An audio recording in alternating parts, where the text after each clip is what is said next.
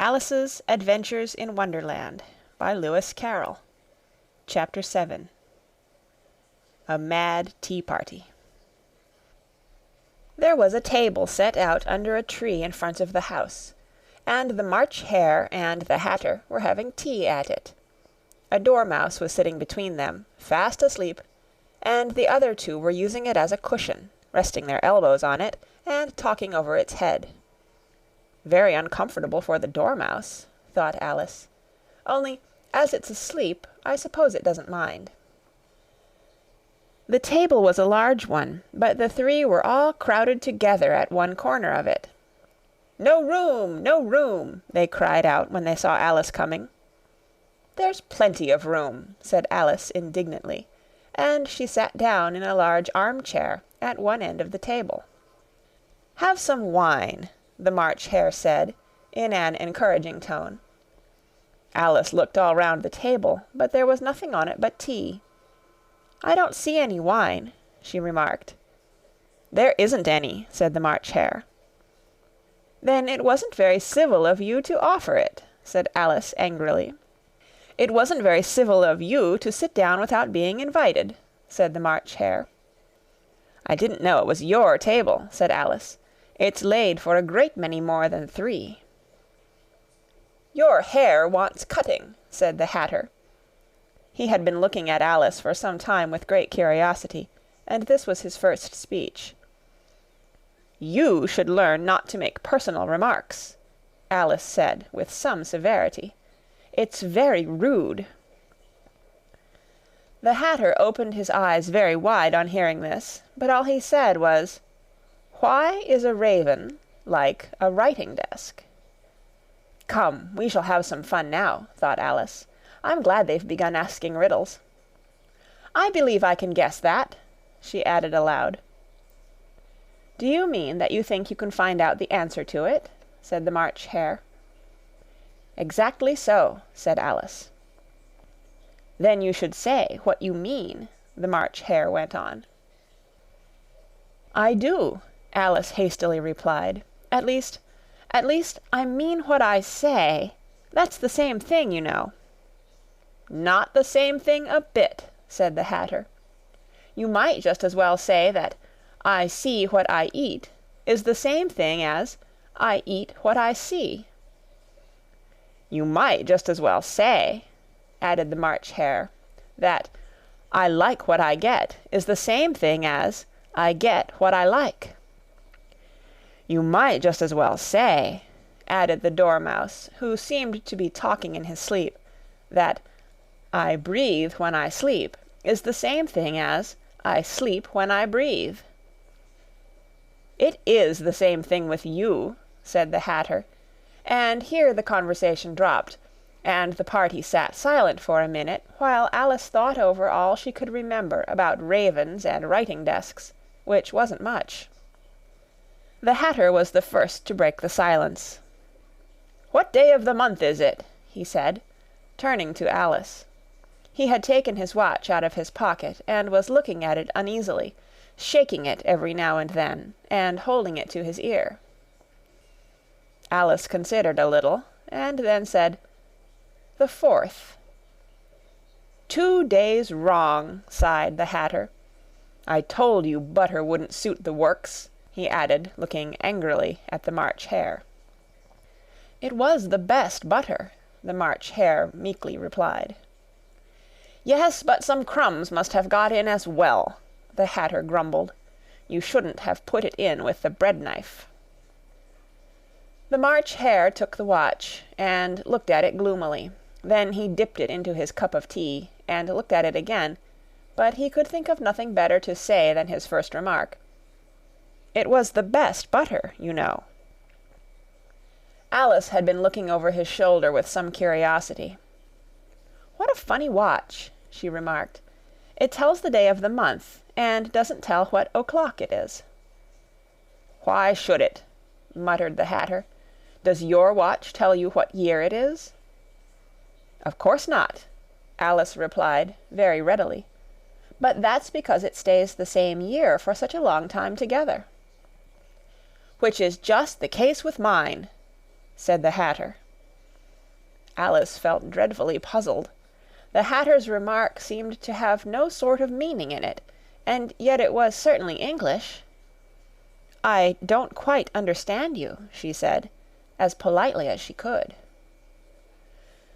"The Dormouse is asleep again," said the Hatter, and he poured a little hot tea upon its nose.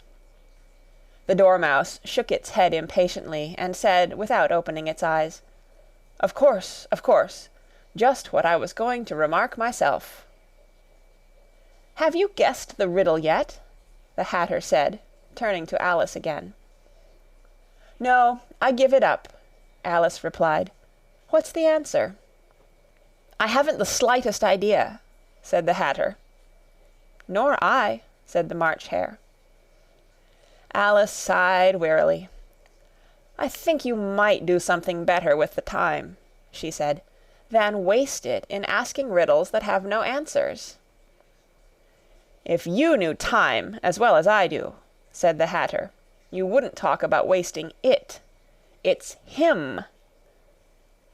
"I don't know what you mean," said Alice. "Of course you don't," the Hatter said, tossing his head contemptuously. "I dare say you never even spoke to time." "Perhaps not," Alice cautiously replied. "But I know I have to beat time when I learn music." "Ah, that accounts for it," said the Hatter. "He won't stand beating.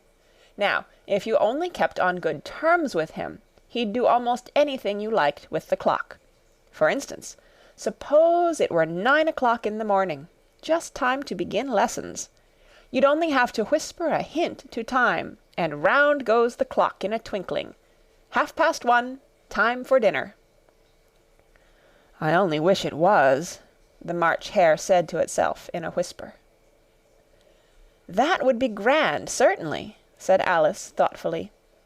"But then I shouldn't be hungry for it, you know." "Not at first, perhaps," said the Hatter, "but you could keep it to 1:30 as long as you liked." "Is that the way you manage?" Alice asked. The Hatter shook his head mournfully. "Not I," he replied. "We quarrelled last March, just before he went mad, you know," pointing with his teaspoon at the March Hare.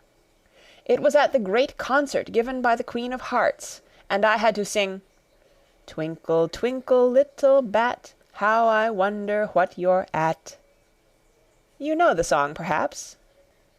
"I've heard something like it," said Alice.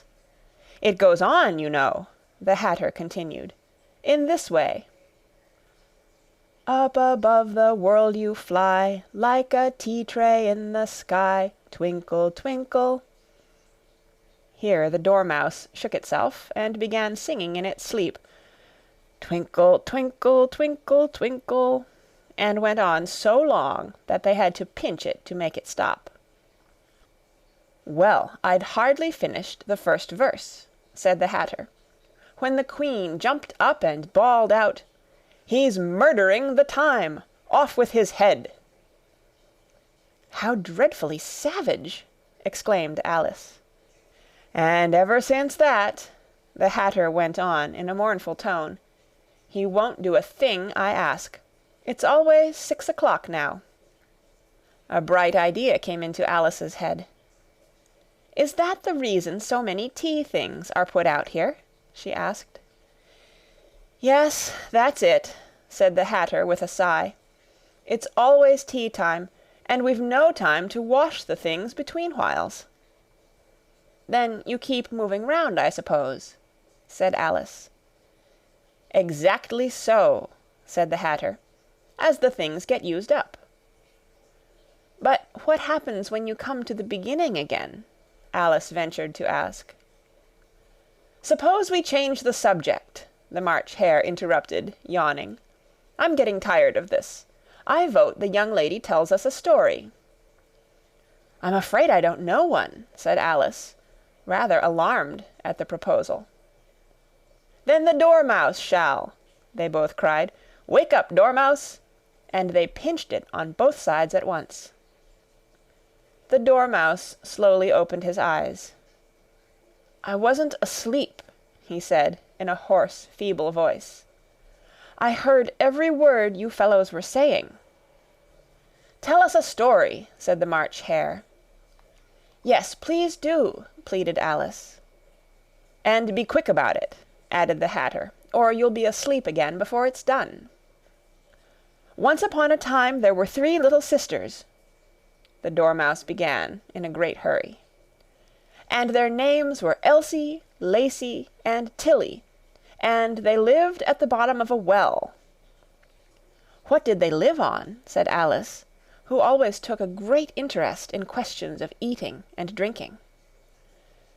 "They lived on treacle," said the Dormouse, after thinking a minute or two. "They couldn't have done that, you know," Alice gently remarked. "They'd have been ill." "So they were," said the Dormouse. "Very ill." Alice tried to fancy to herself what such an extraordinary way of living would be like, but it puzzled her too much, so she went on, "But why did they live at the bottom of a well?" "Take some more tea," the March Hare said to Alice very earnestly. "I've had nothing yet," Alice replied in an offended tone, "so I can't take more." "You mean you can't take less," said the Hatter. "It's very easy to take more than nothing." "Nobody asked your opinion," said Alice. "Who's making personal remarks now?" the Hatter asked triumphantly. Alice did not quite know what to say to this, so she helped herself to some tea and bread and butter, and then turned to the Dormouse and repeated her question. Why did they live at the bottom of a well? The Dormouse again took a minute or two to think about it, and then said, "It was a treacle well." "There's no such thing," Alice was beginning, very angrily, but the Hatter and the March Hare went, "Shh, shh," and the Dormouse sulkily remarked, "If you can't be civil, you'd better finish the story for yourself." "No, please go on," Alice said very humbly. "I won't interrupt again. I dare say there may be one." "One indeed," said the Dormouse indignantly. However, he consented to go on. "And so these 3 little sisters, they were learning to draw, you know." "What did they draw?" said Alice, quite forgetting her promise. "Treacle," said the Dormouse, without considering at all this time. "I want a clean cup," interrupted the Hatter. "Let's all move one place on." He moved on as he spoke, and the Dormouse followed him. The March Hare moved into the Dormouse's place, and Alice rather unwillingly took the place of the March Hare. The Hatter was the only one who got any advantage from the change, and Alice was a good deal worse off than before, as the March Hare had just upset the milk jug into his plate. Alice did not wish to offend the Dormouse again, so she began very cautiously. "But I don't understand. Where did they draw the treacle from?" "You can draw water out of a water well," said the Hatter. "So I should think you could draw treacle out of a treacle well, eh, stupid?" "But they were in the well," Alice said to the Dormouse, not choosing to notice this last remark. "Of course they were," said the Dormouse. "Well in." This answer so confused poor Alice that she let the Dormouse go on for some time without interrupting it. "They were learning to draw," the Dormouse went on, yawning and rubbing its eyes, for it was getting very sleepy. "And they drew all manner of things, everything that begins with an M." "Why with an M?" said Alice. "Why not?" said the March Hare. Alice was silent. The Dormouse had closed its eyes by this time, and was going off into a doze, but on being pinched by the Hatter, it woke up again with a little shriek, and went on. "That begins with an M, such as mousetraps, and the moon, and memory, and muchness. You know you say things are much of a muchness, Did you ever see such a thing as a drawing of a muchness?" "Really, now you ask me," said Alice, very much confused, "I don't think—" "Then you shouldn't talk," said the Hatter. This piece of rudeness was more than Alice could bear. She got up in great disgust and walked off. The Dormouse fell asleep instantly, and neither of the others took the least notice of her going, though she looked back once or twice, half hoping that they would call after her. The last time she saw them, they were trying to put the Dormouse into the teapot. "At any rate, I'll never go there again," said Alice, as she picked her way through the wood. "It's the stupidest tea-party I ever was at in all my life." Just as she said this, she noticed that one of the trees had a door leading right into it. "That's very curious," she thought, "but everything's curious today. I think I may as well go in at once." And in she went. Once more she found herself in the long hall, and close to the little glass table. "Now I'll manage better this time," she said to herself, and began by taking the little golden key and unlocking the door that led into the garden.